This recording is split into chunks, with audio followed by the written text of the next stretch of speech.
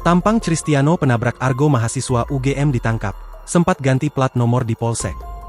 Pengemudi mobil BMW yang menabrak hingga menewaskan Argo Eriko Achfandi mahasiswa Fakultas Hukum Universitas Gadjah Mada, resmi ditetapkan sebagai tersangka dan telah dihadirkan dalam jumpa pers oleh Polresta Sleman, Rabu, 28 Mei 2025. Tersangka Cristiano pengarapenta pengidahan Tarigan tampak mengenakan baju tahanan berwarna oranye bernomor 424 dan masker putih. Kedua tangannya diborgol saat dibawa masuk ke aula Polresta Sleman, lokasi digelarnya jumpa pers. Kapolresta Sleman, Kombes Pol Edi Setianto Erning Wibowo memimpin langsung jalannya konferensi pers. Ia mengungkapkan kecelakaan lalu lintas ini terjadi pada Sabtu 24 Mei 2025, pukul 1 WIB di Jalan Palagan Tentara Pelajar Kabupaten Sleman. Edi juga menyampaikan belasungkawa kepada keluarga korban atas kejadian tragis tersebut. Dalam kasus ini, polisi telah menetapkan tersangka yakni pengemudi BMW bernama Cristiano pengarapenta pengidahan Tarigan 24 tahun, warga Jakarta Selatan. Korban adalah Argo Eriko Achfandi 19 tahun, mahasiswa asal Jawa Barat, yang mengendarai sepeda motor Honda Vario saat peristiwa kecelakaan terjadi. Kasus ini masih dalam proses penyelidikan lebih lanjut oleh Satlantas Polresta Sleman. Sementara itu, tersangka telah ditahan untuk menjalani proses hukum sesuai dengan ketentuan yang berlaku.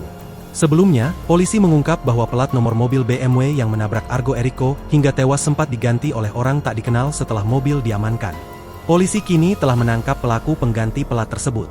Perbedaan plat nomor sempat menjadi sorotan publik setelah foto mobil BMW beredar luas di media sosial. Dalam unggahan, plat nomor yang digunakan saat kejadian adalah F1206, sedangkan saat mobil diamankan di Polsek Ngaglik, mobil sudah menggunakan plat B1442NAC. Edi menjelaskan aksi penggantian plat nomor terjadi di area parkir belakang Polsek, tempat mobil BMW tersebut diamankan. Pelaku melakukan aksinya tanpa sepengetahuan petugas dan seluruh kegiatan terekam kamera pengawas.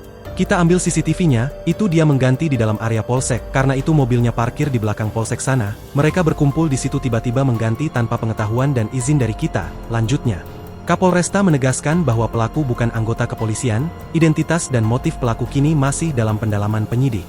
Meski identitas pelaku belum diungkap ke publik, Edi memastikan penyelidikan sedang berlangsung termasuk siapa yang memberi perintahkan atau motif di balik penggantian plat nomor tersebut. Download Tribun X sekarang, menghadirkan lokal menjadi Indonesia.